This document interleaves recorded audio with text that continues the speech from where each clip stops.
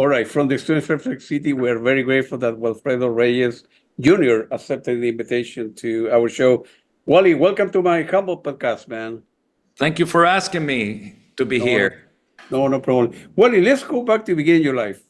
Were you born in a musical family? I know that your dad was an important person in your life and with your brothers and everybody. So feel free to elaborate on that story, how you end up began playing. I came from a musician family from Cuba, mother's side, father's side. Then after we left Cuba, but you know, it's not just Latin music. So my grandfather, my father, my uncles, they played all kinds of different music, even in Cuba. The American shows like Eartha Kitt, Josephine Baker, American artists and Latin artists, popular music, folkloric music, everything you can imagine. So, because that sometimes my dad is confused, like, oh, timbales, salsa, it's not just that.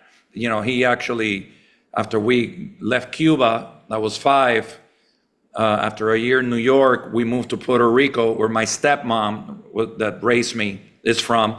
And he was in the Hotel San Juan in Puerto Rico, backing up all these artists like Paul Anka, Temptations, Diana Ross and the Supreme, Bobby Vinton, Bobby Darin. I mean, tons of artists that came to Puerto Rico to perform. So my dad was the drummer. And so I used to see the shows from the side stage. And when I was 12, I got the bug to the Beatles, the Rolling Stones, the Guess Who, the Hollies, you name it. And I started wanting to play that music. And I found the drum set that my dad was playing. It was like the closest vehicle to play that music that I love. Can you hear me okay? I do. Yeah, you're fine. Yeah. Okay, because I hear like a double echo. I wonder. No, you're fine. Okay. So you know, I got the bug in Puerto Rico when I was 12, and you know, the long hair, the bell bottoms, the flower power, and at the same time, you know, in Puerto Rico, there's the other culture, you know, Latin, the salsa, playing percussion on the beach for fun. So I was very lucky to have like almost 2 cultures listening to the British invasion, American radio station, and the music in Puerto Rico. And so by that time, I started playing drums, and like legitimately, my dad, of course, put me with a practice pad, a metronome, a book of rudiments. And at that specific time that I started playing drums, he got a contract to go to Las Vegas, Nevada. And so we moved to Las Vegas. And then from there on, I started playing percussion and drums, and the rest is history. Yeah, I know that in Las Vegas. Feel free to tell the story. I saw it in an interview that you did before, but it was a big impact because I think you were getting paid at the time $9 an hour or per night, and you were doing 2 shows, right, for like 7 days of straight, right? Well, I was making $9 an hour to play for a dance class. Yeah. It was full of great dancers from the Strip. Yeah. And one of them was Ron Lewis was the choreographer of Casino de Paris. And when I was playing percussion for all the dancers, I mean, I was young. I was like in the 10th grade playing percussion. I figure I get paid for practicing and playing a beat and looking at this beautiful girl. So why not? Why not? So I started playing percussion. And then he was choreographing the Debbie Reynolds show. And then he hired me to play with Debbie Reynolds. And that was my first musicians union gig. And it was a lot of fun, and I learned a lot. And from there on, I kept on playing drums and percussion, different bands, different shows, in the showrooms, in the lounges, in the clubs, and then go at school. And then by the time I arrived at university, UNLV, I was already working professional at night I was doing the Broadway show, Guys and Dolls with Leslie Uggams and Clifton Davis. And I was working top 40 bands and all that. And all of a sudden, I got an audition to play with Lola Falana. And I had to travel, so I couldn't finish university. I did only 2 years at UNLV. And then I started working with Lola Falana, and that led to a lot of different things. Lola Falana, Doug Severinsen, Connie Stevens, Corey Wells. And then I started working with Paul Anka. And at that time, I had my eyes to move to LA. And that's exactly what I did. I got this gig with Ben Vereen. And I moved to LA, and the minute I arrived in LA, I started working with Marilyn McCoo because she had a TV show, so she didn't travel much. So it allowed me to have a gig to pay my rent and my car payment and start doing the LA scene recordings and demos.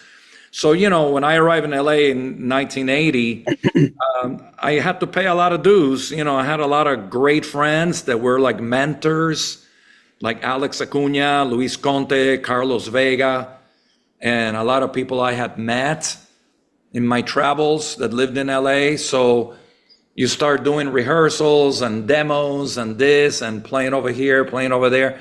And then I start getting called for some percussion sessions and TV, movie. And by 1984, I started doing a world tour with Tania Maria, the Brazilian. Yeah, she's very well known, actually, Brazil, right? Yeah, Tania Maria. And then from there on, that led to an audition with David Lindley, which is a steel guitar player that was with Jackson Browne for many years. Yeah. And he had a band called David Lindley and El Rayo X that played reggae, ska, blues, rock, reggae. And so, and David, I would say, was my big, not only a mentor, but he opened up the doors for me for the rock world. So through David Lindley, the first concert I played with David Lindley in 1985, Jackson Browne, Bunny Raitt, and Joe Walsh were there. Wow! So I met them, and Joe Walsh was saying, "Lindley, where did you get this guy?" And so so then I started recording and doing things with Jackson Browne, and then with David Lindley, we started opening for the Grateful Dead. And then that led, one of these concerts was, and I'm going fast forward really quickly. So 1988, we played a concert opening for Santana and the Grateful Dead, and that's when Santana saw me play.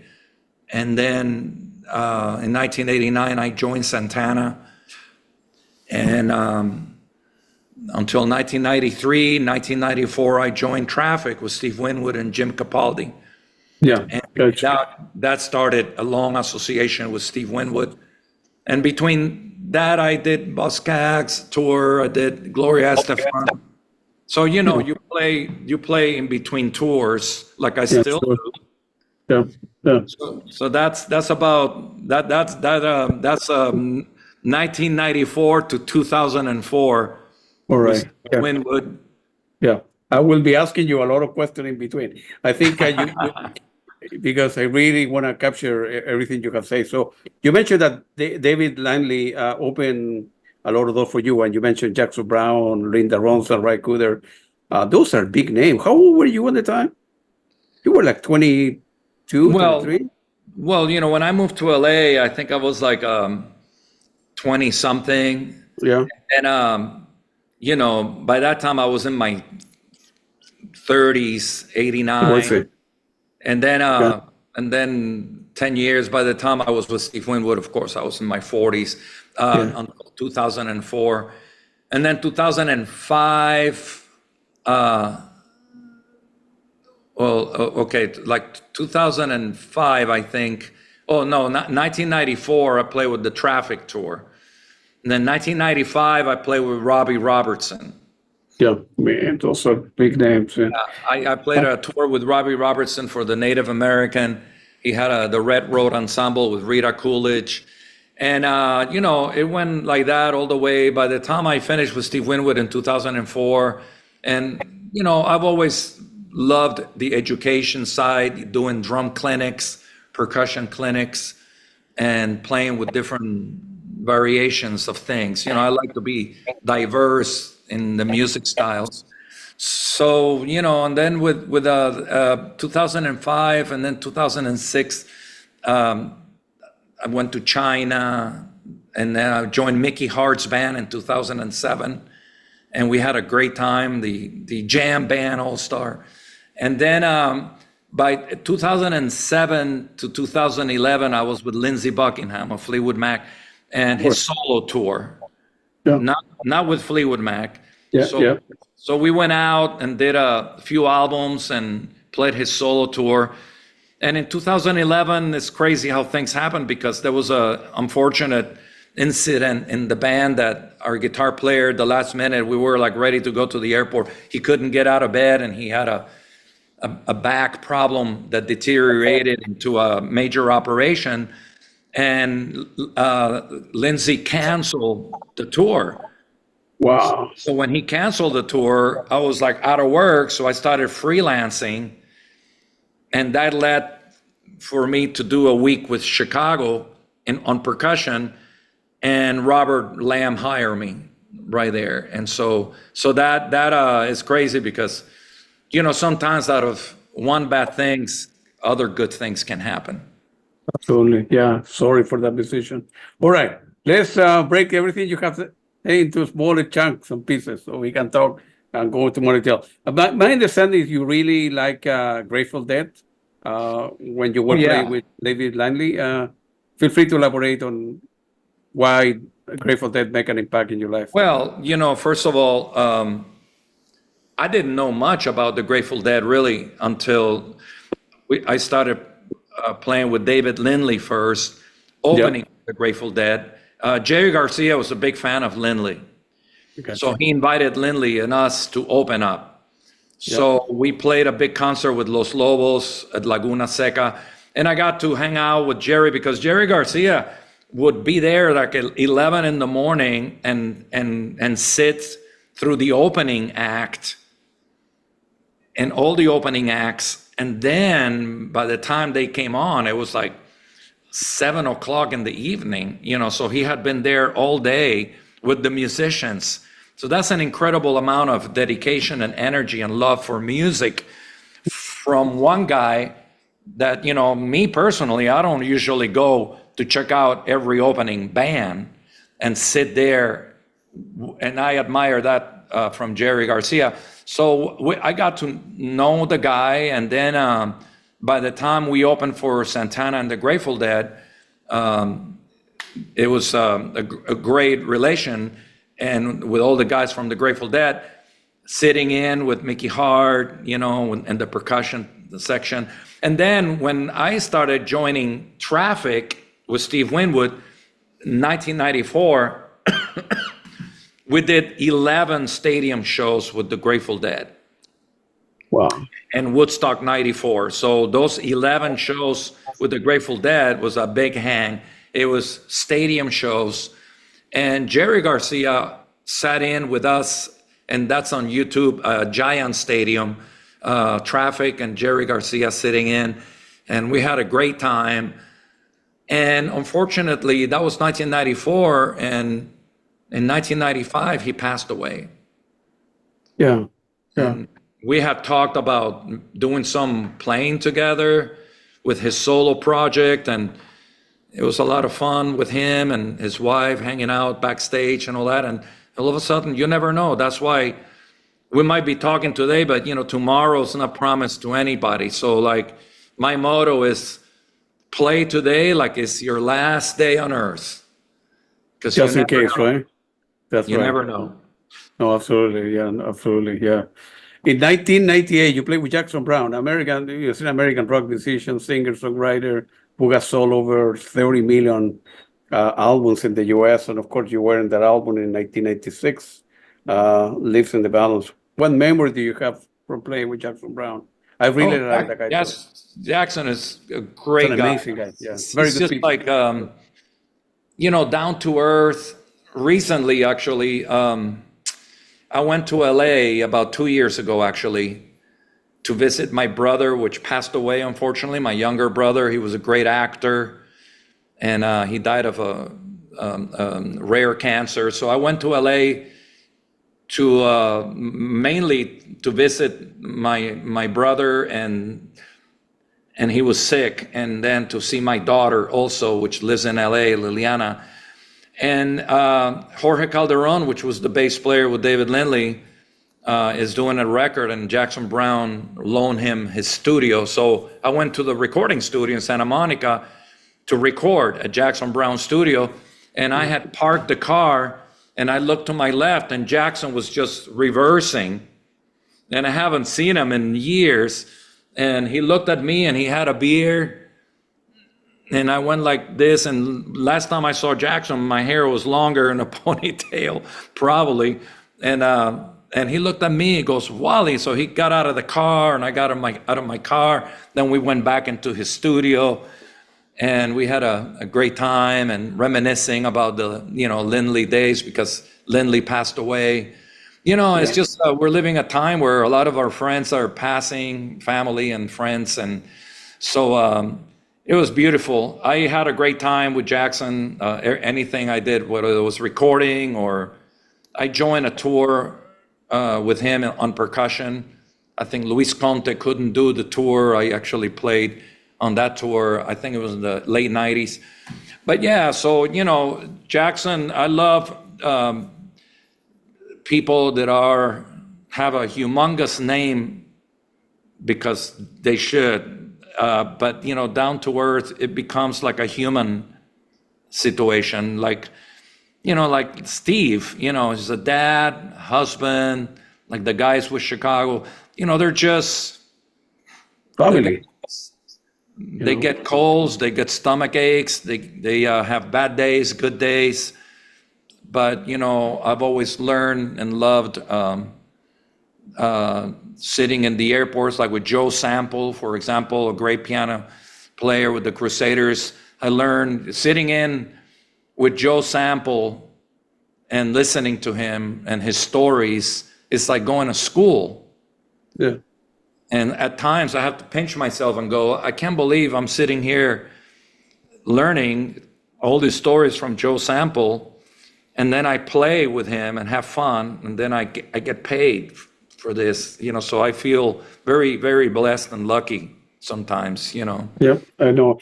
Have you ever thought about writing a book?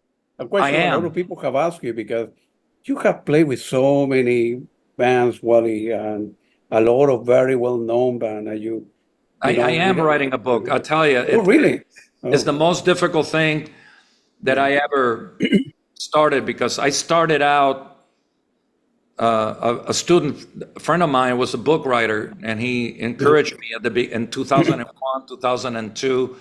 So I started writing the old way, like click, click, click, click, click, like telling my story. And I decided to start in Cuba at age 5 during the revolution. My mom died. We left Cuba, saying goodbye to family. By the time I finished the first chapter, I was exhausted. And writing a book, of course, there's a lot of great, fun things, but you have to morph yourself and transport yourself back to the past. And I found that sometimes like emotionally draining. And so I didn't start writing, thanks to different things that you can do now, that you can actually put your content, and then ChatGPT kind of like corrects, not tell their stories, my story, my content. I've learned that much, but it can actually format it, and grammar and punctuation, and then you read it and you go, wow, okay. So right now, I started at age 5, and I'm in high school in Las Vegas. Oh, you have a long way to go, my friend. I have a long ways to go. But good for you. But you're absolutely right. If you need to write about your days in Cuba and how difficult it was, and going to Puerto Rico and then Las Vegas and moving with family members, not enough money, drums, and your memory for for your dad, your brothers. It's it's painful. Because it's a lot of emotions. When you write it, you remember. Oh, I remember that happening, and you feel sad about it. So I know exactly when on one hand you want to write because you have played with so many man a great memory. On the other hand, man, I don't want to go there. It's in the past, and a marriage didn't work out, or a girl didn't work out, or did or band, or some band member were tough at you, or whatever happens in life to you, yourself, and myself, right? Sometimes you don't want to go there, right? So Well, you're right, because I'm leaving a lot of things out that might be personal with other people. Like maybe I went through a couple of divorces, and I don't want to get into my, personal pain yeah, cool. of relations and all that. But you have to write the good, the bad, and the ugly. I mean, you can't be dishonest and just everything's cool, everything's fun.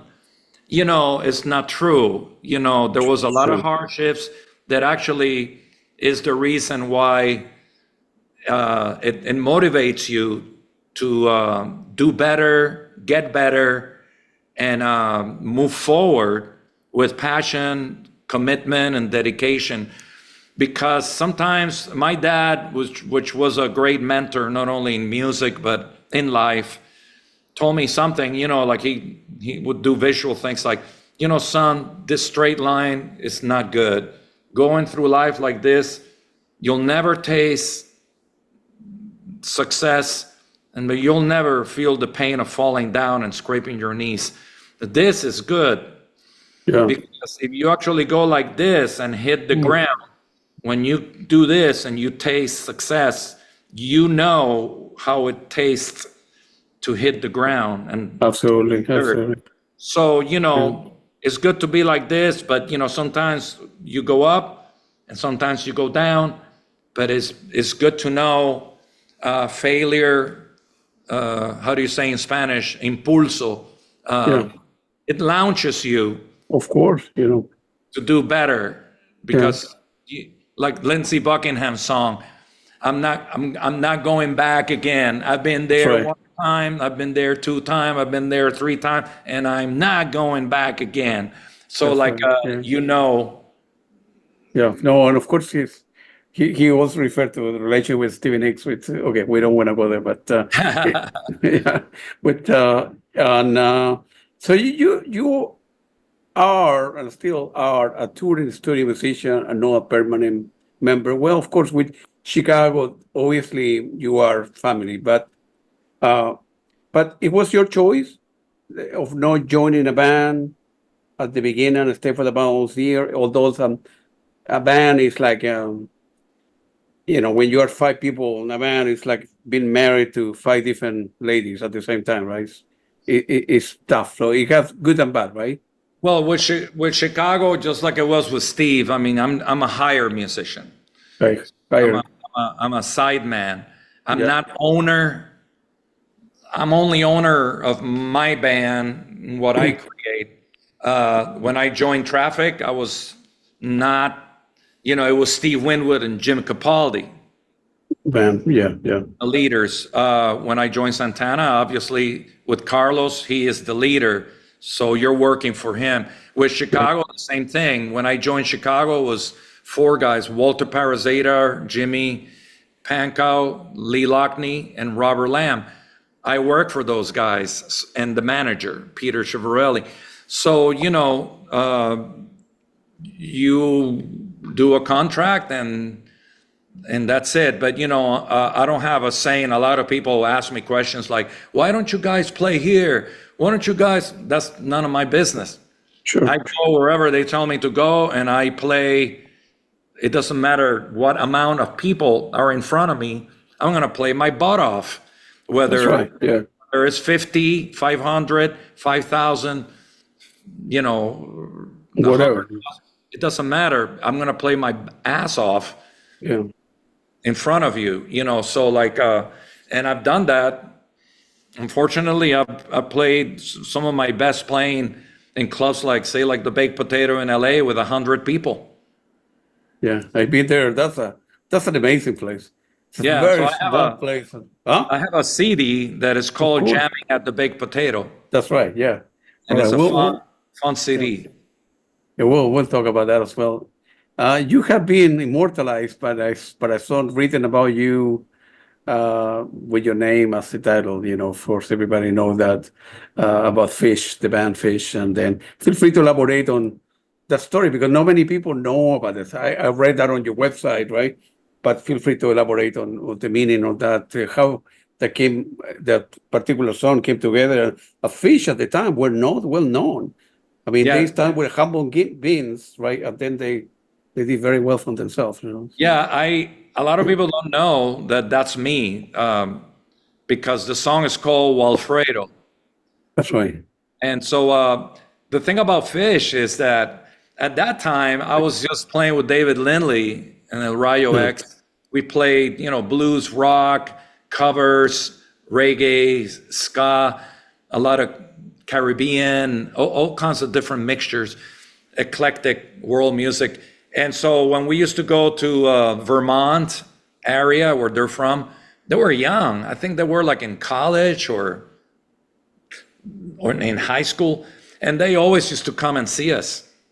Yeah. So they were like fans of Lindley, and so they used to record us, do like bootleg tapes.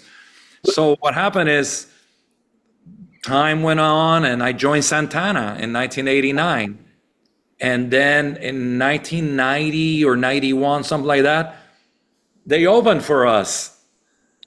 Wow. Phish opened for Santana, and it was like, so then we did that a few times, and then the next time Phish came to see Santana, I was with Steve Winwood. So that's basically the song. It's like, Walfredo, where did you go? Who put you up to it? We went to see David Lindley, and you have missed.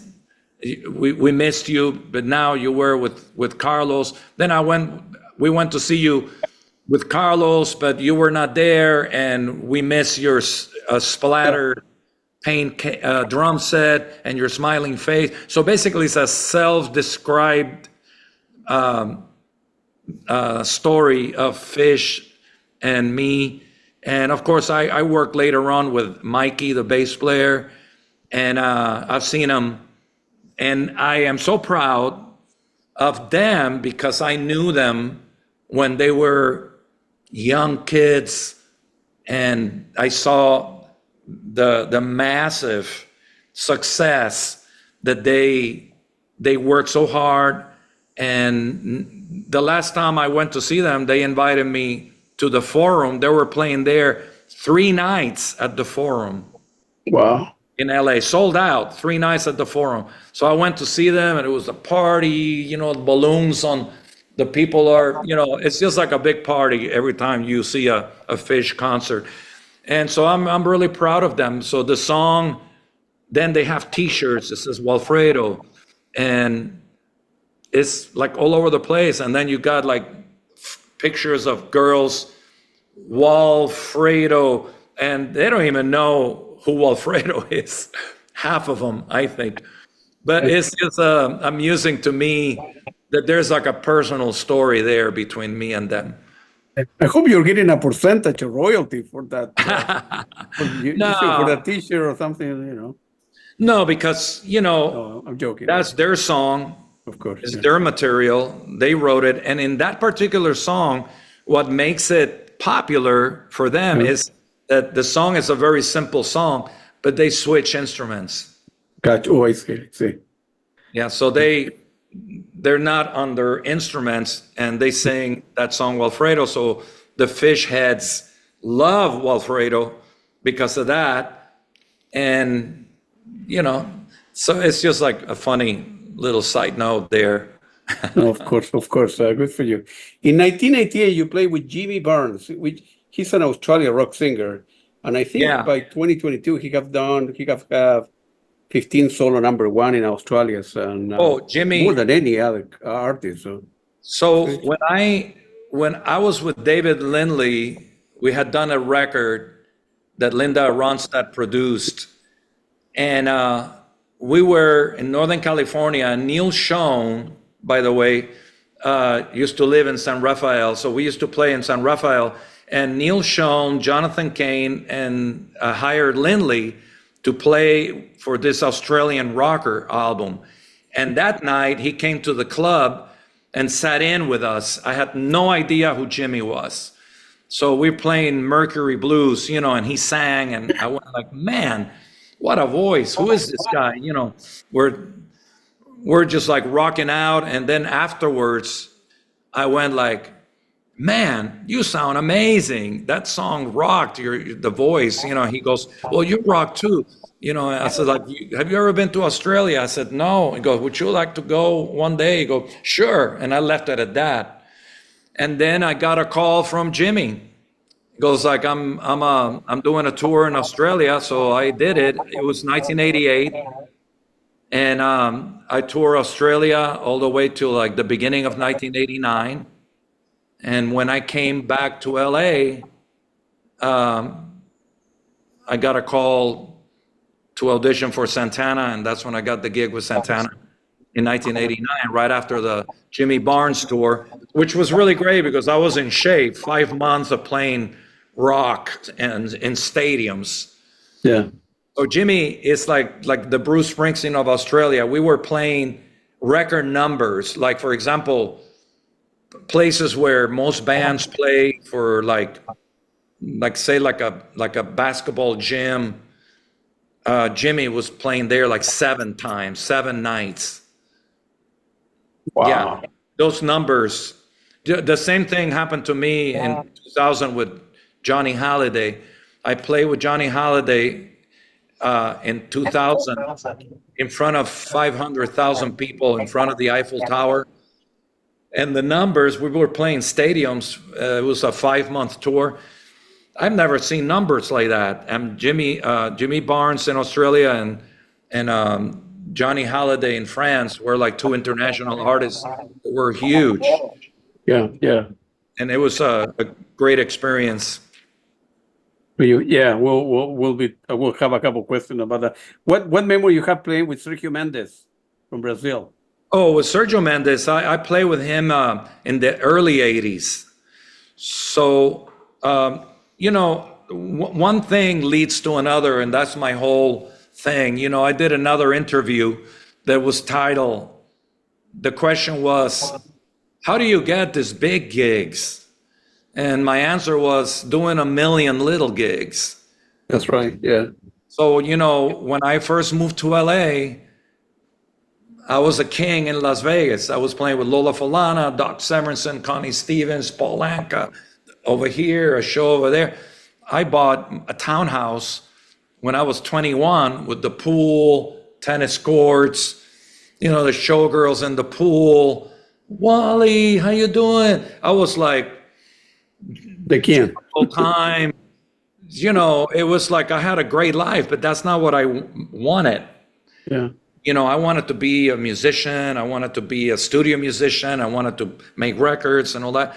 So I moved from there and I rented the place and moved to LA and I paid dues in LA. So in one of those rehearsals, gigs, it was like Alex Acuna couldn't do percussion for this gig that we're playing the baked potato. So I was just playing percussion, and unbeknownst to me, Oscar Castro Neves, which was musical director of Sergio Mendes, was in the audience and he recommended me. And so I played a tour with Sergio Mendes on percussion, and a few years later, or many years later, actually, back in the 90s, I played a tour on drums with Sergio. And Sergio was a great guy, a lot of fun to play, beautiful music, as you know. Absolutely, yeah. You mentioned that, I think I read that in your website, you say the importance of playing to the room. What do you mean? What do you mean by that? Well, that is something that is not happening today. And you see plexiglass in Yeah. front of the drums. Yeah. I attribute that thank you to my father. My father always said, play for your audience. And what does that mean? Is it a dancing job? Do they want to dance? Is it a listening crowd? Is it a percussionists and drummers in the crowd, like for a clinic? So, you got to know who your clients are, the audience. And the other one, the room. If I'm going to play drums right here where I am, this is my house, I'm not going to play the volume that I play with Chicago in this big amphitheaters. Yeah. It seems like common sense, right? But a lot of drummers, they're playing in church and there's an organist and a singer in front of them and they're playing like they're in a stadium with Led Zeppelin and they put plexiglass in front of them. Yeah. We quiet them down. So like if I play in a situation where there's a recording studio and it's sensitive, say like Joe Sample. So with Joe Sample, I had an acoustic piano right there with open microphones. What I play on drums can leak into the microphones. That's right. Yeah. To either muffle the drums, muffle the cymbals a little bit, play brushes, play thinner sticks, play. And in one of my drum clinics, I came out in a big room and I had a microphone. And I came out and I screamed, "Hey, everybody, can you hear me?" And people go, "Yeah." And then I put the microphone in my mouth and I said, "Can you hear me?" And it was loud. So now you can hear me. So I'm talking really soft, but you can hear me now. If I don't have the microphone, I have to scream loud. The same thing happens with the drums. If you sit on a drum set and there's no microphones, now you have to project. If there's a bunch of microphones, why do you have to play so hard? That's right. Yeah, I understand. It's common sense, right? Yeah. But even with microphones, so with Chicago, for example, the sound guy and I are working together. It's a team. With Lindsey Buckingham, the same thing. It was like different situation. I was playing percussion, triggering stuff. So, you have to play the room for the artist, for the band. Are they a group of musicians? Is it acoustic for the singer? So, there's different variations that you have to have in mind. It's not like one way and this is how I play and this is who I am. No, I am a versatile, diverse guy that can adapt to many situations. And my motto is, I'm here for you, of service. So what do you need? Well, I need something really quiet with brushes, like with Ricky Lee Jones, a recording session that brings to mind back in the 90s. They told me, bring a snare drum like we're going to be on the street in Venice Beach or something. So I had shaker, brushes with a snare drum, no kick drum, no nothing, just snare drum and a cajon. Yeah. Some bongos, like if we're street musicians, acoustic guitar, acoustic bass, and vocals. That is a different situation than, say, playing with Chicago or playing with Traffic or Santana. Yeah. Of course. So, a lot of the drummers out there, if you want to work, you got to be like Baskin and Robbins. You cannot bring 3 ice creams. You got to have flavors for everybody, for the kids, for the young people, for the older people, allergies. Oh, I don't do peanuts. Do you have something without peanuts? Yeah, we have everything. What do you want? I'll give it to you for a price. That's right. And that's the music business. That's right. You need to be adaptable, flexible, and then play to according to the particular person who is hiring to do the job. Exactly. That's right. No, also, sometimes when you are a touring musician, you need to go. It's not the case with Santana with Chicago that you go to a nice hotel and they treat you very well and you get paid well. but in some cases, you have a bad night or the tour or the bus breakdown and this or family issues, somebody calling you, and how you stay diplomatic in kind of um, professional situation, because at the end of the day they hire you to do a job, and you need to do the best you can between 8 and 10:30 before the gig, and then you go to sleep and it's hard to fall asleep right away after the gig because your adrenaline is hard, so you fall asleep at 12, and sometimes you need to wake up at 4 or 5, be in the lobby of the hotel because a taxi is picking you up to catch a flight to somewhere else and so forth. Yeah. It's very tough. Yeah, it Life, is. I mean, this is very difficult. How you manage the Well, stress level and stay diplomatic and all that kind of stuff? You're tired, sleepy, and I've at one point, the older you get, the harder it gets. of course, I would say, and this is a complex question because I don't want to wear a medal or anything, but back in the days, there was none of this. yeah, This could be your kids. If it was in the 1980s, I would have been talking with my kids every night on Zoom. But in those days, in the 1989, 1990, I was on tour with Santana. I had to get up at 4 in the morning and go down there to the phone booth, the English style phone booth, and put the coins and call my kids at 7 o'clock in LA before they went to bed. And now I cannot go back to sleep because, I'm like all wired now. And, sometimes that's why musicians are famous for the drugs and all that, because sometimes you have to, it's like, be Superman. Okay, go to sleep. Okay, wake up. You got to be Superman again. You're on stage. Okay, now you got to wind down. Okay, you got to rest because we got to get up early tomorrow. So go to sleep. It's really hard on the body, and you have to be aware and remember, like even now with Chicago, I'm very blessed that they do it right. They don't do more than 3 weeks on the road. They have nice hotels. Right now we have 3 tour buses for the band, which is like 5 guys in a bus. So that's very good. Actually, very good. You have space. You have nice hotel. We don't sound check.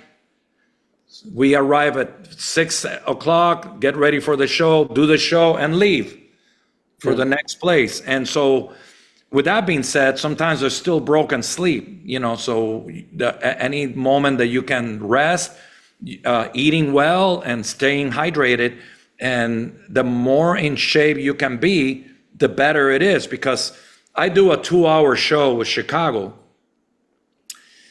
and the other 22 hours, you have to live with a band.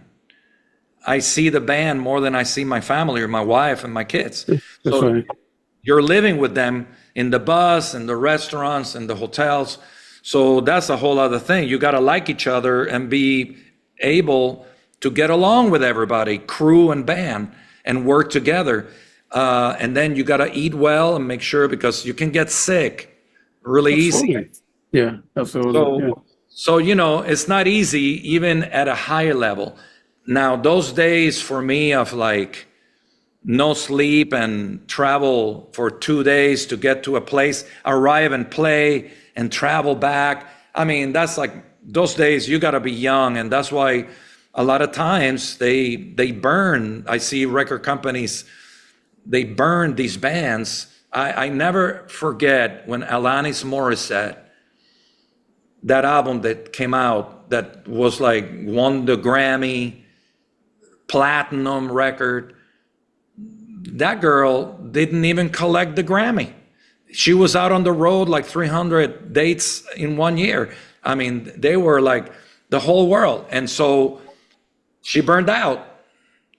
Absolutely. Yeah. After that album, she disappeared. And you see that happening a lot. Bands go like this, and then they break up. Well, why did they break up? Maybe family. The family broke up. Maybe they couldn't stand each other after like being, so it's really important to actually do what you do and have all your I have this thing called on stage on stage. Off stage, you are the best human being you can be. And on stage, the best musician you can be. So the minute you finish playing and being the best musician you can possibly be, you got to get along with the nice people at the hotel, the waiter, the bus driver, the crew, the sound guy, my drum tech. There's a lot of people that help you and are responsible for the success of the tour. So, when you see the photo of me playing with Chicago, there's the monitor guy that makes my sound fantastic. There's the sound guy in the front and his assistant. There's the lighting guy that makes me look good. There's the drum tech that I have behind me that if something goes bad, he's there. He's right there. He tunes my drums, and after I finish playing and getting the standing ovation, and I go to the dressing room to go in the bus, he breaks down all these drums and percussion and packs them, puts them in the truck, and now they travel to the next place and do it all over again. I mean, those are the guys that are the unsung heroes, and it's a big family. And that's important to keep it all balanced. Finding the balance is the challenge. Absolutely. No, I completely agree with you. Santana, 1999 to 1993. You guys with Santana were touring a lot. Of course, you participated in the albums 1990, Spirit Dancing in the Flesh, and then Milagro 92 and 93, Sacred Fire. That is or was a great tour, and I have seen a lot of video. I have seen Santana probably 10 times in my life, and great band, great band. We had incredible musicians in the band. He always had amazing musicians. It's some kind of like Weather Report, Miles Davis, like sometimes you had like rotary musicians come in. When I started with the band, it was Chepito Arias, original timbale player, Armando Peraza, me on drums, Alfonso Johnson. And then after the 89 tour, Alfonso, after being with Santana for a long time, he had a conflict with touring. And then we got another bass player, and then Benny Ridville came. Then Armando was gone, and Raul Recco came back to the band. So it was always like, this kind of thing. So with Carlos, I played 89 to 93. And then I went back to do a tour in 2007. And I did a few gigs here and there until I couldn't anymore. He got, Dennis Chamber was doing it. And then Cindy, his wife now, is with him. I went to see the show, I think, last year with my wife here, where I live in northern Kentucky, Cincinnati. Yeah. And we had a great time. I went to the dressing room and I introduced him to my wife. And he was actually going through a lot of, he had a back problem, what we call a sciatica situation. But I understand he got a operation and it was successful, and he's back at it stronger than ever now. So Carlos has like 9 lives, ups and downs. Like my dad said, ups and downs makes you stronger than just like, I'm going to play it safe and then I die, but I don't know what this is and I don't know what this is. But, Carlos is one of those guys that even on stage, he's one of these guys that always wanted to take chances on stage, like, let's jam on something on stage in front of the people. So he would start some kind of riff and looked at me, and I said, okay, I'll react to that. And I started playing, and then bass player. So sometimes I was wondering, am I supposed to know this tune? Because I don't think I know this song, but we're playing it, and all of a sudden it's a jam, and it's successful, and the people love it. And so Carlos loves that. He loves improvisation. He loves to maybe do a song, and tonight we're going to do it maybe a little slower and with a different groove. And so there's a lot of bands that don't do that. For example, with Lindsey Buckingham, once we locked it in, it was locked and successful, and we knew it was a guarantee that every night was going to work. Chicago is like that too. Obviously, Mickey Hart was not like that. Joe Sample was not like that. Santana was not like that. So, every artist is different. So me as a side musician, again, I'm like a chef. I have all these goodies, seasonings, herbs. What is it that you want today? Oh, I want a paella with only seafood. Let's do that. Okay, hey, you know what? I changed my mind. I want a cheeseburger with tomato, lettuce, and onions and French fries. I'll make it the best burger that you can ever imagine, and I'll do that. So, you have to be like a chef in a restaurant, ready for the dish that the client is going to ask. And when I sit on the drums on a session, whether it's like with Chicago or Santana, it's like, I'm here for you. What do you want? He goes, well, I have this song. Let me play it for you. What do you think? Or maybe they tell me, this is what I want you to do. For example, Steve Winwood, I was already playing with Steve Winwood on tour, and he goes, Wally, the song Can't Find My Way Home, I want to do it, but I want to do this beat. Boom, boom, ba, boom, boom, ba, boom, boom, ba. And I did it. Can't Find My Way Home. And he loved it, and that's the way we did it. And I make sure that I caught the tempo. Oh, okay, it's tempo 87. So every night for a bunch of years, I click the tempo 87, make sure it is the same tempo, the same groove, and give it to him the way he wants it to be done. That's And right. Yeah. a lot of drummers, they don't understand that for some reason.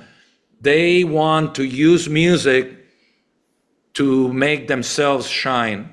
My motto is I use drums to play music and make the music shine, the song shine. I use the drums. I don't use the music for my ego. So that's something that Steve Gadd, Jeff Porcaro, I learned from the greats, Alex Acuna. You're here when you form your own band. Even with my trio now, I have a trio here in Cincinnati. I'm putting out. Sometimes it's very drumless. If the music doesn't need a lot of drums, I don't play a lot of drums because I'm not gonna spray all over just to feed my ego. Or, oh, there's a really pretty girl in the audience. Let me show her. And the song goes to hell because now I'm showing off. So that's immature, and that's not my thing. No, absolutely. No, I understand. A couple of years after that, you end up playing with 92 Boss Scaggs. He's an amazing musician as well. What I love memory do you have Boss. for? Yeah, I really like his music as well. He's a very nice guy as well. What memory do you have from that period? Well, I was in between tours of Santana. Yeah. So we were off, and Boss Scaggs called me, and he hadn't been playing live for a long time. So the first tour, he hired a four-piece band. He was used to having more guys. And it was like Robin Ford, Roberto Valli on bass, David Garfield, and myself. And I think it was Kevin, forgot his name on guitar. Well, that was the second tour, Robin Ford. And we went to Japan, and I can tell he was really uncomfortable, and he was not used to a quartet. So later on, we augmented the band. We got Smitty, which played with David Lindley on B3. We got two girl singers. We got some horns, and that was better for him. And he was the nicest guy. And then I was walking with him in Japan, and we were just talking and music and stuff. And I said, like, hey, boss, so like, how did you get my number? How did you hear from me? And this is like a big compliment. I was shocked because I couldn't believe it. He goes, well, I got your number from Jeff Porcaro. And I went, you're kidding me. He goes, yeah, Jeff had given me your number. And he said, like, call this guy. And there I was. And I knew Jeff from when we were recording with David Lindley at the Complex Studio in Culver City. Toto was doing their album next door. So I got to hang with Jeff Porcaro. And I saw Jeff Porcaro many times. Of course, I got a little story about Jeff Porcaro. When I first moved to LA, I knew Carlos Vega from high school, and he was an amazing drummer and started getting a lot of session work. So one time I moved to LA and Carlos Vega called me and said, man, Jeff Porcaro's playing at the Baked Potato. You want to meet there? You know, sure. Thank you. And so I went over there. I caught Jeff Porcaro playing. I forgot who was the band, Los Lobotomies or one of the bands. And then after, I was like in awe, you know, this is like the Jeff Porcaro from the records that I love, you know. And so this is, I think they had 2 records with Toto already. And so, you know, Carlos Vega introduced me to Jeff Porcaro, and he was drying his hair. He was like soaking wet behind the Baked Potato. And I said, like, this is my friend from Las Vegas just moved into town. And he didn't know anything about me or nothing. So he was the nicest guy. And then everybody was talking, and I was just there, standing there. And then he was drying his hair, and he goes, so you're new in town? And I said, yeah, I just moved here from Las Vegas. And he was drying his hair, and this is what he said. There was a lesson for me. Yeah. He said, well, man, what can I tell you? People here, they just want a groovy beat so they can lay their shit on top. That's all. And he just continued to dry his hair and walked away. And I went, okay. And I tell you, I really thought about that on my way home. And many years later, I got it. What he really said, an indirect lesson, people around here, meaning artists, producers, arrangers, songwriters, musicians, what they really want from you is for you to lay a groovy beat that feels good so they can lay their music on top comfortably. And that's what they want mainly. And that's what he did masterfully. Yeah. And that's the lesson that I learned from Jeff Porcaro in 1980. I got you. Still using today. Yeah, of course. In general terms, I was thinking about when you moved to Los Angeles and you were a session musician playing with that band or that person, or you're new in town. How comfortable you are when they ask you to play drums in a particular way for the record, or the people are arrogant and you want to play it that way, but they ask you to play it that way? Or of course you're getting paid whatever, $200 or whatever it was for the session, for the day, and then sometime in the afternoon you will have something else. Well, thankfully, how do you manage that stuff? $200 was or I don't know. The scale is a lot higher. So basically, like I don't even know what it is right now, but in those days it was like $300 something for a 3-hour session. Yeah, whatever. Single. If you're nobody like I was, I moved to LA, and I'm lucky and grateful that I'm getting a session. So it was like 300 something. I think 400 went up to 400 for a 3-hour with 15-minute break in between. So like then when you actually have like a name and they call you and they want to use your name and your expertise, double scale is the standard. So it's like $800 for a 3-hour session. So I'm talking about, as I remember, the 90s, where when I was doing a lot of sessions from television, movie, or with an artist. So once in a while, you get a session that without you saying anything, for example, Jackson Browne paid very well, but he was like, you come in and you're going to create and you're locked. One song, you get there, do drum sounds at 11, and we start playing and you break for lunch. So it's basically like a 3 double session I a see. day. So it's like, say like double session is 400 something. So it's like 400 something, 400 something, 400 something. By the time you finish in the evening, we just worked on one song, but he does different things in a different take. Let's try it like this. Let's try it a little slower, about maybe a little faster. We'll change the chord. By the time you finish, you already got that song down, and he's got many different variations. Jackson is great to work with.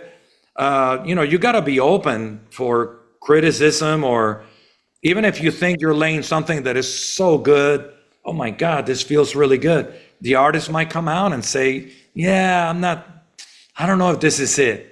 Because sometimes the artist has something else in mind, but they don't know how to explain it. Got it.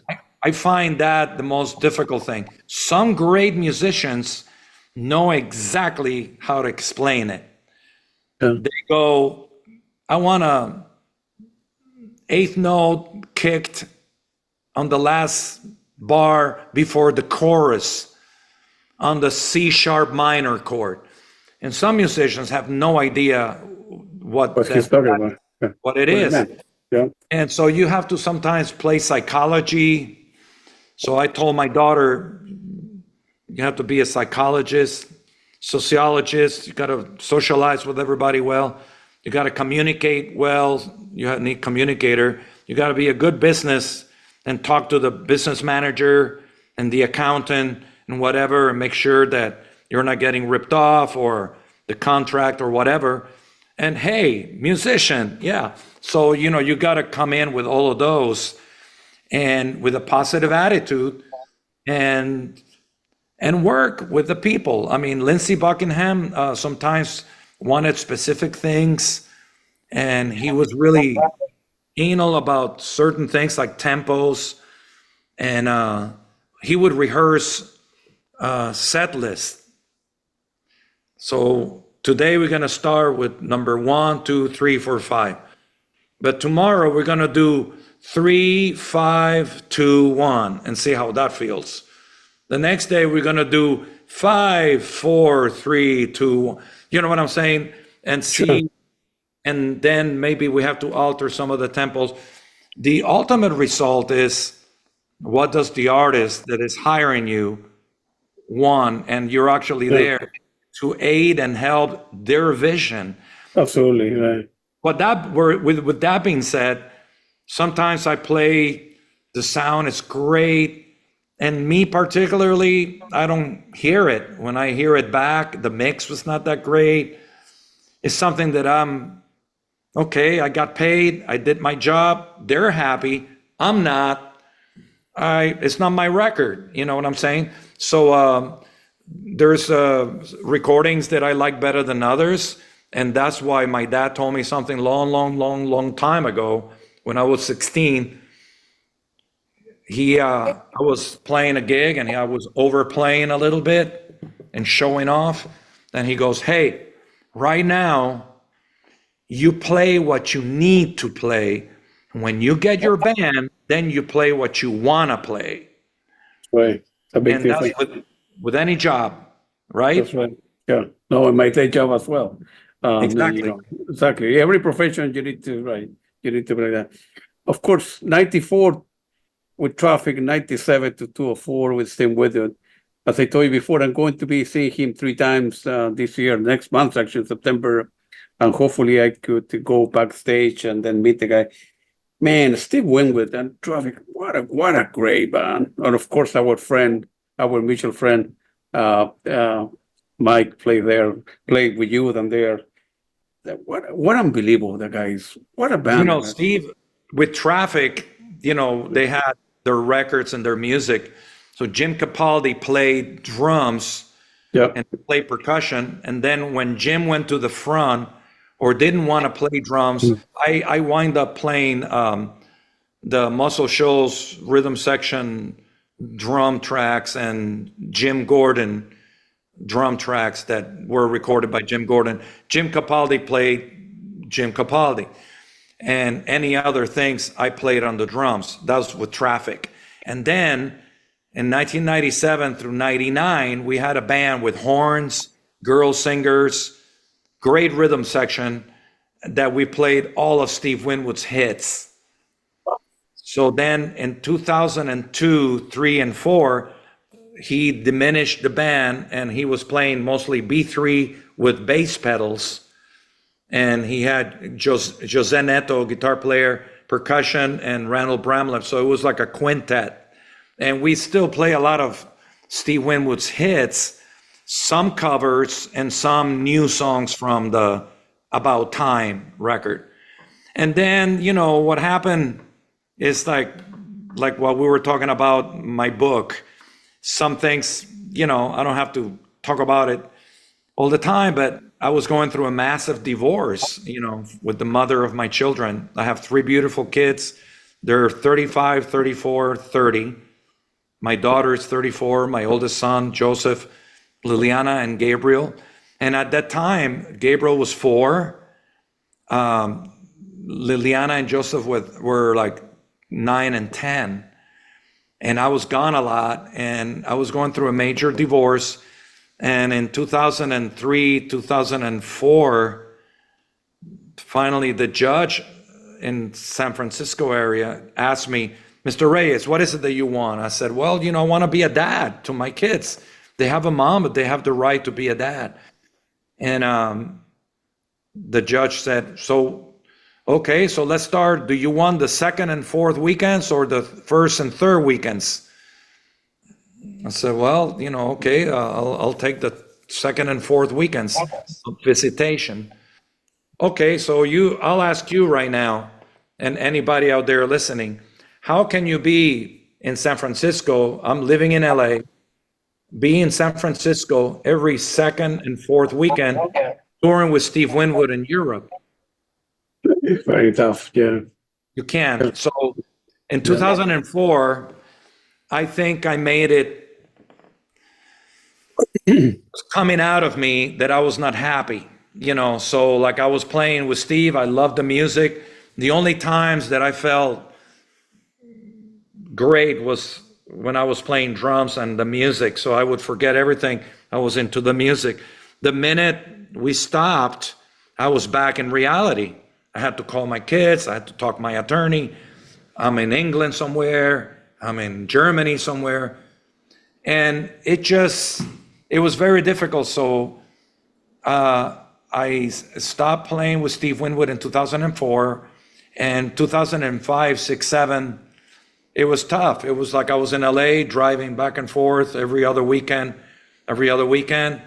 Went bankrupt with attorneys and this and that. And my accountant told me, you have to throw the towel. And hopefully one day when your kids get older, they can call you and talk to you. My older kids were not talking to me for a long time because they were angry emotionally and all that. So I was going through a really, really rough time. And I can say to you that what I tell somebody, the other day somebody asked me on Facebook, hey, what do you do on your time off touring? Do you have a hobby or do you play any sport? Well, to that I say this. Long time ago, I make sure that my sport is playing drums and percussion. My therapy is music. My business is music. My hobby is percussion, collecting snare drums, cymbals, percussion instruments. I made everything music. You know, so basically my socializing with musicians, playing, educating, teaching other kids, teaching other people that want to play drums and percussion. So I made everything so I don't have to leave what I do. So when I play music, in that time in my life, even playing with Johnny Halliday, I was going through the divorce in 2000. It was, even though it was in French, sometimes, emotionally, it was tough. The music really affected me. And that's when I realized, oh my God, so my drums have been with me since I was a kid.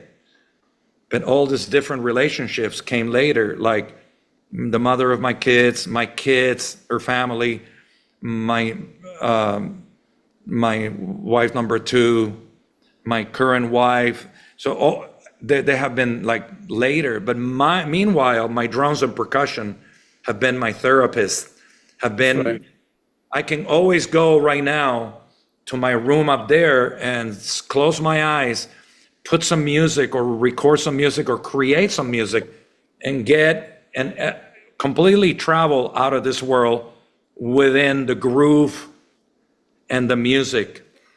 And then I open my eyes, and sometimes I've done that even up there when I'm playing, and I stop and I close my eyes and I don't know where I am. Am I home? Am I in a hotel room? Where am I? Am I on the road? For 3 seconds, I go, oh, okay, I'm back. So, music is really, really powerful. And I have had experiences. I always say this in past interview. My first gig was Chicago on drum set in 2018. I got the worst flu that you can imagine. I mean, it was achy, fever, joint pain. I could hardly get out of bed, and I played the show. But, the audience, the energy, the songs, the music, it was like I got an injection of power and adrenaline like they do at war, to the soldiers that are in pain, they shoot like some adrenaline, Yeah. And so it happened, and I played the show, and afterwards, of course, I had to sleep for a whole day. I was dead.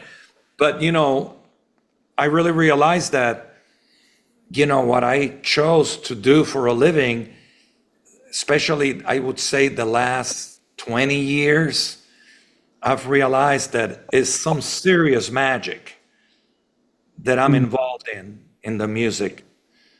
It's serious magic. I've seen healing. I've seen mental disabled people get off their wheelchair because they want to play, and they have played, and the music energizes them to do things that they couldn't do otherwise. I've seen it, so I take music very serious. Yeah. Thank you for your honesty and telling me about the divorce. Well, are all your kids musician at all, or Yeah, speaking of kids? Yeah. my oldest son, he doesn't make a living playing music. Yeah. He's a bartender, manages a bar club in Portland, Oregon. Yeah. Joseph, and then there's Gabriel is the youngest. They're all talented. But Liliana, my daughter in the middle, was the one that decided to go to USC and get a degree in music at Gotcha. Thorpe School of Music. And she got the gig with George Benson on the last year of being at USC. And because Wow. Patrice Rushen was the dean at the university, because of her, she enabled my daughter to finish school and go on the road successfully. And she had been with George Benson since 2014. George retired from touring hard. He's 80, 81, something like that. So my daughter's in LA. She's doing a lot of sessions. And right now she's in Portugal doing a gig with the Portuguese Lisboa Symphony. And she's always doing all kinds of beautiful things, and great singer. I taught her how to play percussion, although she's mainly a singer. But she's a great musician and versatile. So she decided, I'm going to make a living. So that's the point.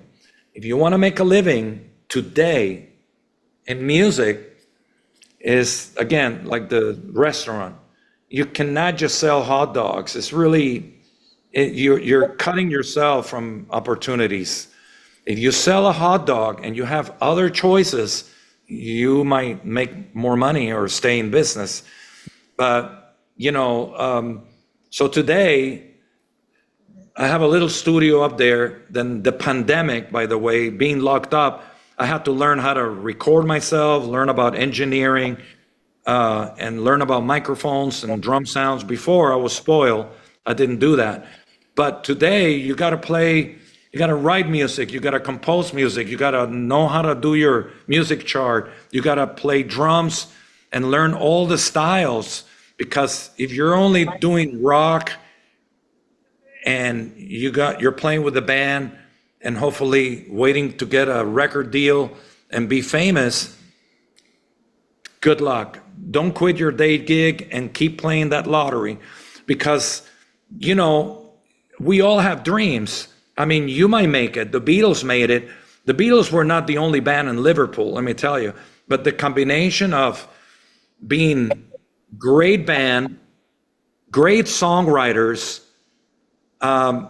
with a great manager, Jeffrey Epstein, and then being recorded with a great engineer that knew what to extract the best out of them. All that combination created success. I'm sure there were a lot of bands that were playing their butts off that they didn't have the whole package deal. And now I don't know where they are. But, if you have a dream and you have a band, you got to have all of that. But I had a dream too. When I was in high school, I had a lot of bands and we were going to make it. But meanwhile, I chose, I bussed tables for a whole summer. And then I realized I'm not going to do this. I'm going to make a living out of playing music. And while I was chasing my dreams to be with the band, which the band never happened, I was playing with Debbie Reynolds. I was doing a top 40 gig. I was doing a gig here. I was doing a wedding. I was doing a bar mitzvah. I was doing an Italian gig. I was doing a jazz little gig. You make a living playing music, pursuing your dreams, or you make a living doing something else, pursuing your dreams. Basically, that's it. It's really no other way. You either have a day gig or, and that's not bad. If you want to study medicine, I know I have students that are very successful people. They're like doctors and dentists and eye doctors, and they play drums on the weekend, and they're good, and they have their record, and the band sounds great. But, they have another career, and Yeah. and it makes money for them. But it's not easy to make a living in music these days, because when I happened to be young in those days, in the 70s and 80s, anything that had to do with music needed a human being to play it. If you want some kind of background music for a wedding, you got to get a guitar player, a harpist, whatever. Now they just put the iPod or they put the phone connected to the speakers and you got music. That didn't happen in the 70s. So every time somebody wanted something, you got to do a demo. You got GarageBand today. I got Logic and this computer. I can do a demo and then give it to somebody, and then we're going to record the actual track. Back then in LA, I did demos that went to Carlos Vega and producers and to Jeff Porcaro, and Jeff Porcaro will go, okay, he's cutting the record, but who's the drummer on the demo? He goes, that's this guy, Walfredo Reyes. He goes, oh, Wally. Yeah. So you get to get your name out there doing demos. But right now, the demos are, you make a demo on your computer. You make a recording by yourself here or here. I have Logic audio right here on my phone, and I got Ice, and I can actually make a song in 5 minutes right here. So I did not grow up in that era. At the same time, it was tough for my kids because we didn't see each other on the road. There was no FaceTime, there was no Zoom, none of that. Technology was not happening. So at the same time, I was working a lot more as a musician. hey, I need congas on this session. So I will come in with my congas set up, microphone sound, and all of a sudden it's like, okay, the song. Can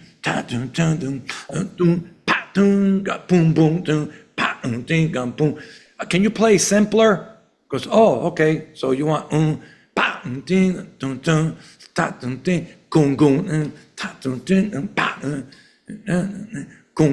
perfect. I can do that right here in my computer. I don't need to go to the studio and do that. I'll send the track in a minute. You got the track. So like times have changed. And with that being said, there's nothing like getting a group of people together to play music in a studio and make music. But unfortunately, that's not the way things are today. So you have to join technology, get hip with the times, follow the new trends, use social media to your advantage. YouTube, there's no record company. You can do, like I'm doing my CDs. This is my third CD, the CD of my trio. I have my first CD I did with a lot of different musicians. It's called Wally World. And my second CD actually is right here. This Jamming at Potato? Yeah, Potato, yeah. Jamming at the Big Potato with my little band in LA that I had over there. And, that's what I did when I was not on tour to keep up other things. Sure. I didn't have to do it. I was not forced to do it. I just wanted to do something that was not Chicago or not Santana or not Steve Winwood. So, you got to keep up. One thing Armando Peraza taught me, the great Armando Peraza is the percussionist that was with Santana for like 30 years, something like that. He goes, you got to nurture all of you, use in plural. Who are you? And you got to nurture that. Okay, so I'm playing with Santana and I do this with Santana. And it's a lot of versatility and diversity. With Santana, when I auditioned with Santana, they told me to do 5 tunes. And I learned the tunes. When I arrived, they didn't play none of them. Carlos just jammed blues and you play, and we did a shuffle. And then we did like a cha-cha-cha rock thing, like Oye Como Va. And then we did something really fast and rock and roll and this and that. It was like different kind of things, like the School of Phish, right? But Armando would tell me, if whatever size of music you want to do them. So when I would finish playing with Santana, my chops were up, my technique, I used to do 3 drum solos with Santana, Soul Sacrifice, 1 with the bass player, and 1 with the percussionist. And then I would come home and do a jazz trio gig with brushes and sizzle cymbals with acoustic piano, and jazz, and play other stuff, other styles that I was not doing with Carlos. Or I would do something completely the opposite, do some hard rock, AC/DC kind of thing with a lot of guitars, 2 tom-toms, 1 24-inch bass drum. Well, that was different than playing with Santana. You know what I'm saying? So you got to nurture all the music wanting, whatever you want, because, do it now, because one of these days, I've seen it. My friend that helped me produce my first record, and we composed all these things together, in the middle of the record, got kidney cancer, and he passed away, and he's only on 1 track. Like he wrote like 4 or 5 songs with me, and he could not even play on the record because it was not strong enough. So with that being said, I saw right there that life is not promised to no one. I mean, anytime it can go. So do what you need to do now. And I told my wife, when I die, if I'm a good guy and I go to heaven and I meet Jesus, I meet God, I'm going to say one thing. Goes, I have nothing for you because I left it all on earth. I'm on empty. Yeah. I come clean with nothing. I left all my music, all my ideas, all my records to my kids, my wife. I come clean. There's a saying that it says most musicians go to their graves with their music still inside.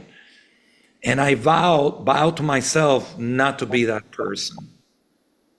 So until the last breath, I'm gonna be Giving all. Yeah, yeah. I know exactly what you mean. And giving all, you will start the tour with Chicago in what, 3 days or so, right? Yeah. yeah. I go back on the road Wednesday, Yeah. then we do all the way, until November, and then I have some time off, and then February we start in Las Vegas. I got you. Yeah. So I will be, like I told you before, I will find a day and I will text you, email you, and I will find a day where it's suitable for you guys. And of course I will go to the gig, and then I want to hopefully meet you after the gig and meet the band, and we can take some picture and so on and so forth. And, Absolutely. You got a great record collection there. Wow. there and there, every floor, on the stairs and every floor. So music, it's like I told you before, it's similar story to your dad. Music has given me a lot of satisfaction, Wally. I don't play any instrument. I don't understand C minor or F minor or this or that really, but I have a good ear, and I've been listening to music for 60 years. 3 hours a day at a minimum. And I like a lot of jazz, rock, You pop. are like a musician. Some musicians, believe it or not, dedicate less time than that. You dedicate 3 hours a day. But film score, and I'm going to be involved. I'm going to be an executive producer, hopefully for a couple of records, and I'm going to be working with Peter Gabriel on a couple of things very soon. That's one of the artists. That's He's one an of the amazing artists guy, right? that I love, because when I was with Santana and my son Joseph was born, he was a preemie, and I remember taking a night off. There was family there with the mother of my kid, and I went to by myself to the Soul tour at the Forum in LA. Manu Katché was on drums, Tony Levin. I've always loved Peter Gabriel because he puts the world music into the mainstream of his songs. And even though it's considered rock, I mean, it's just a label, rock, but from José Andur to like different elements. And of course, the same thing, Genesis, Phil Collins, Peter Gabriel. I love the concept, his songs. I love him as an artist. Actually, on the Chicago booklet, they asked me a question. So who would you like to play? Two artists or something like that you haven't played. He's one. And, of course, The Police and Sting. I've always loved. It's a big influence. Stuart Copeland, among many other drummers, of course. But that mixture, they took reggae, ska, and mixed it with rock and great melodies and great players. So, I like a lot of different world music from Africa, India, China, South America, you name it. I'm like all over. North Africa, Morocco. I did a tour with Khaled, which is from Algeria, and it was an incredible experience. So, the world is an exciting place. I think we're living out of all the craziness that is happening and all the ugly and negative things that I can't believe that they're happening today. We're still living in incredible, exciting times that we're doing this right now and talking, and you're like not here with me. And I can be doing this. If you were in Europe or in South America or anywhere, we can still be doing this. Exactly right. Yeah. I just saw something on TV that is amazing, and I recommend because it teaches you how far we have come. It's the story of Hollywood and the film business. It's called Titans. Yeah, we'll check it out. Titans, the story of Hollywood, and it starts like in 1900 with the film and little movie houses, and it was little short silent films, and Mary Pickford, and the story of Universal Studios, the Warner Brothers, Fairblend. I mean, on and on and on, and all the way till the 1930s. The talkies, when voice and music got into film, people were going, oh my God, a film with music on it? So imagine how far have we come now in the digital era. So with that being said, when I saw that and I realized that, you can do so much today, it's still really exciting for me that right now I have friends in LA and I'm actually doing some projects and I can record percussion and drums in my house here in Northern Kentucky and send a track anywhere in the world. That's right. Amazing, huh? Amazing. Yeah, the technology. Good and bad. Social media is Good and crazy, bad. and, Everything kids, has its they good don't and read bad. and they start playing with the phone and iPad or this. Yeah. So like anything in life, there's good, bad, and bad life, in your life. Yeah, But like my nephews, they're on the phone. We have to curb, there's yeah, an addiction to this, of course. Yeah.